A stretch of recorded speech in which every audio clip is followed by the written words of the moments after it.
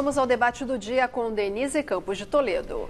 Nós vamos falar agora das condições atuais da economia brasileira. Eu converso com os economistas Alex Agostini, da Austin Rating, e Marcelo Kifuri, que é coordenador do Centro Macro Brasil da Escola de Economia da FGV.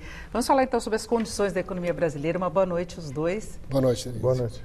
Bom, vamos lembrar do PIB, que foi uma boa surpresa, veio maior do que se esperava no segundo trimestre. Logo em seguida, o próprio IBGE divulgou dados muito decepcionantes da indústria, mostrando que, na verdade, não houve aquela retomada. E, curiosamente, na composição do PIB, até a indústria estava bem. Alex, primeiro a sua avaliação em relação a essa situação. Qual é o potencial de reação da economia brasileira? Você vê condição de a gente ter, no ano que vem, a confirmação das expectativas? Porque neste ano está rodando bem abaixo, né? Demorou muito, né, para o país reagir em termos de recuperação econômica. Aconteceu agora no segundo trimestre. Os primeiros números do terceiro trimestre mostram aí que o país continua derrapando. Eu acho que o país tem todas as condições, aprovada a reforma da Previdência, já se está se discutindo agora a reforma tributária, taxa de juros em queda, o emprego vem melhor nesses 7 primeiros meses de 2019 em relação ao mesmo período de 2018, ou seja, o motor da economia está querendo engrenar. Mas é claro que longe daquele nível de crescimento que é necessário para reduzir nível de desemprego e melhorar as condições sociais. Mas eu acho que nós estamos no caminho certo. Não dá para criar grandes expectativas de um crescimento robusto. Vai demorar ainda um pouco para isso acontecer, mas estamos no caminho certo. Marcelo, o governo até lançou mão de algumas estratégias de curto prazo, tipo liberação de fundo de garantia, mas isso pouco alterou a expectativa de crescimento. Você pegar a média do mercado, ainda está abaixo de 0,9. Essa é a tua previsão também? Eu acho que dificilmente passa de 1. E você tem, acho que o principal problema agora é confiança. A gente viu que a confiança estava alta até janeiro, fevereiro, aí ela deu uma caída aí no meio do ano, acho que um pouco por causa dessa postura mais confrontacionista do presidente, e isso aí gerou um pouco de... As pessoas que não conheciam bem ele, o estilo dele, isso está gerando um pouco de queda de confiança. Mas a indústria tem performado pior que o PIB há bastante tempo, então isso não é uma grande novidade. Mas eu acho que você pode ter um crescimento aí de um 0,7 no quarto trimestre, e o terceiro só tem dado de julho. O FGTS vai começar a ser liberado a partir só de setembro, então talvez não pegue tanto no terceiro trimestre, mas eu acho que um ponto importante é que o PIB potencial do Brasil, aquele que a gente vai crescer sem ter inflação, talvez seja entre 1% e 1,5%, como tem sido o crescimento nos últimos anos. Essa é um pouco a má notícia. E sempre o mercado fica esperando crescer 2%, 2,5% no ano seguinte, e isso não está chegando, porque o potencial está mais baixo. A gente tem que se contentar com algumas dificuldades, pelo menos de curto prazo, talvez de médio prazo, até não se refere ao ajuste fiscal, porque tem um ânimo com relação à reforma da Previdência, mas quando você pega, por exemplo, o orçamento que o governo apresentou para 2020, é de contenção em todas as áreas, em áreas estratégicas, prioritárias como educação, no saneamento, investimentos no menor nível, aí, em mais de década.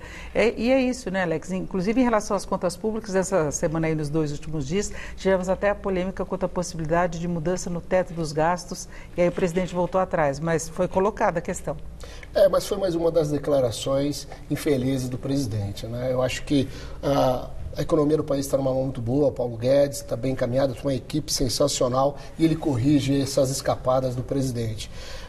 Tem uma postura bastante austera, isso é importante. O Marcelo colocou muito bem, agora está se recuperando aquela confiança que perdeu-se no primeiro trimestre, isso ajuda a estimular o motor do crescimento para os próximos períodos. Nós temos agora algumas questões ainda importantes do ambiente fiscal.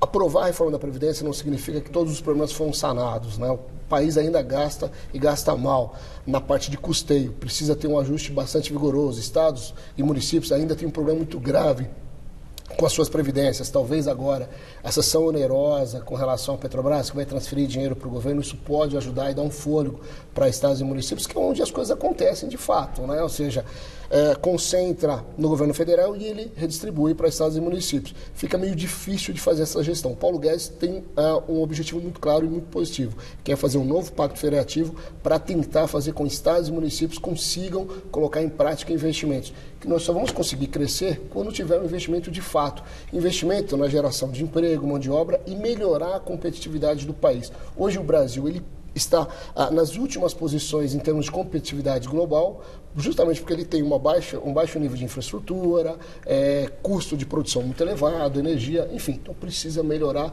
Eu acho que nós estamos no caminho. Agora, de novo, tem que ser cauteloso. Agora, mesmo que seja um crescimento baixo, se ele tiver uma continuidade, você não tem aquela desconfiança toda em relação ao que está acontecendo, né, Marcelo? Porque a gente vê, por exemplo, essa questão do PIB, depois a indústria está devagar, aí você fala em recuperação, mercado de trabalho, mas é muito calcada em informalidade. Então, você não tem aquele movimento aí. Estamos crescendo um pouco, mas estamos indo com a segurança de que pode prosseguir, né? Não, eu acho que você tem a recuperação do mercado de trabalho, sempre ela é mais lenta e sempre começa com a informalidade mesmo. Então, eu não vejo nada de anormal nisso. Retomando essa questão fiscal, eu acho imprudente você cogitar mudar o teto dos gastos. Você tem que fazer reformas, principalmente desvincular uma série de despesas obrigatórias. Você pegar 80 e tantos por cento, até acho que uns 90%, são despesas que são carimbadas já. Então você precisa de explicitar esses limites e tentar diminuir um pouco a despesa obrigatória para ter espaço para fazer investimento, para fazer outros gastos que ajudem o Brasil a crescer, aumentar a produtividade, desonerar um pouco o lado produtivo, diminuir um pouco alguns tributos. Então, a solução não é mexer no teto, é muito mais você tirar as amarras do crescimento, que você não consegue ter flexibilidade para mexer no orçamento. Mas aí depende da negociação com o Congresso. É assim, mas acho que o Congresso está entendendo bem e talvez quando for tiver a reforma da Previdência, algumas coisas do lado do gasto também vão ser tocadas, desvincular e destravar um pouco esses gastos obrigatórios. E tem a questão da reforma tributária, né, que é outra pauta importante que também está no Congresso. Denise, a reforma tributária é importante, como de novo o Marcelo colocou, para dar mais competitividade da indústria que vem sofrendo. Desonerar é importante. Agora, vai lembrar que com um déficit enorme que o Brasil está ainda, né, tem uma meta nesse ano de fechar o que ele tem de receita com o que ele gasta, vai fechar no vermelho uns 130 bilhões, é a estimativa. Pode ser que menos agora com a ação onerosa, entre outras coisas. Mas, para poder fazer uma reforma tributária, para reduzir o nível da carga tributária, precisa colocar as contas em ordem. Ou seja, reforma tributária não é para reduzir impostos, é para fazer com que haja menos nível de burocracia e aí sim, lá na frente, quando as contas públicas estiverem em ordem, o governo estiver superavitário, aí sim discutir uma reforma tributária para desonerar não só o empresário, mas também o consumidor. E aí sim ter um ganho maior de competitividade e crescimento econômico. E Marcelo, em que medida que o cenário internacional, com esses fatores que a gente tem falado bastante, pode acabar atrapalhando? E tem a Argentina, né, que potencialmente ainda pode piorar. Vamos falar primeiro da Argentina. Um ponto que eu gosto de ressaltar é que há alternância de poder, porque o Macri não conseguiu resolver o problema, principalmente da inflação e do câmbio. Tá? Eu acho que ele foi fazendo um ajuste fiscal muito gradual. Aí o mercado perdeu a paciência, o câmbio foi muito para cima, gerou inflação e aí ficou muito impopular.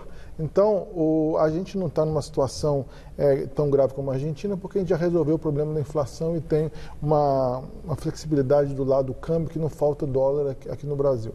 Mas, em termos assim, do resto do mundo, eu acho que o pessoal está um pouco mais pessimista com os Estados Unidos. Eu acho que os Estados Unidos está muito bem ainda, está em pleno emprego. Eu acho que nem precisava ter cortado os juros em julho. Mas há um pouco de preocupação com a Europa e com a China. Porque a China ela tem uma série de desequilíbrios e tem que conseguir se manter um crescimento lá de uns 6% há muitos anos. Mas se você tirar o motor das exportações com esses conflitos comerciais com os Estados Unidos, pode dar uma estragada lá na história chinesa. Então, acho que a Europa e a China são os grandes pontos aí de tensão na economia mundial e acabam respingando para o câmbio e para preço de commodities também. Alex. exterior também? Eu acho que está pesando bastante agora, né? Ou seja, quando a gente começou a arrumar a casa, que era o problema fiscal, reforma da Previdência, ficamos aí 6, 7 meses brigando com isso, a aprovação veio. Aí veio o cenário internacional. De fato, hoje o que preocupa bastante é essa briga Estados Unidos e China, mas muito mais pelos efeitos colaterais que não só acontecem ali no Sudeste Asiático, os principais países que estão ali do lado da China, que sofrem muito, mas também com a Europa e o Brasil, né? Se o Brasil tem algo que pode tirar de forma positiva desse cenário internacional negativo, é que o Brasil é um grande exportador de commodities, produtos agrícolas, de comida, alimentação, e aí precisa alimentar China de 1,5 bilhão quase de pessoas, Índia 1 bilhão e pouco de pessoas, então o Brasil nesse momento ele ainda sai com algum ponto positivo, mas afeta a expectativa futura da política econômica do Brasil, da política monetária. Por exemplo, Paulo Guedes, na agenda dele agora entra forte na parte de privatizações, concessões. Para isso tem que atrair investidor internacional. Nesse momento de desarranjo do cenário internacional, de preocupação, cautela, esse investidor, que poderia ser um investidor aqui para as concessões, ele vai ser mais cauteloso. Então, está pesando agora, mas muito mais com observação de cenário futuro do que determinação agora de uma ação presente, né? Ou seja, não vai mudar a estratégia de taxa de juros, de taxa de câmbio. Eu acho que tudo isso vai continuar nessa situação que está. A taxa de juros cai e a taxa de câmbio vai ajustando gradativamente na medida que as informações internacionais vão aparecendo. Perfeito. Eu conversei aqui com Alex Agostini, que é economista da Austin Rate, e Marcelo Kfouri, que é coordenador do Centro do Macro Brasil da Escola de Economia da Fundação Getúlio Vargas. Muito obrigada aos dois. Boa noite. Boa noite. Laerte, Luciana.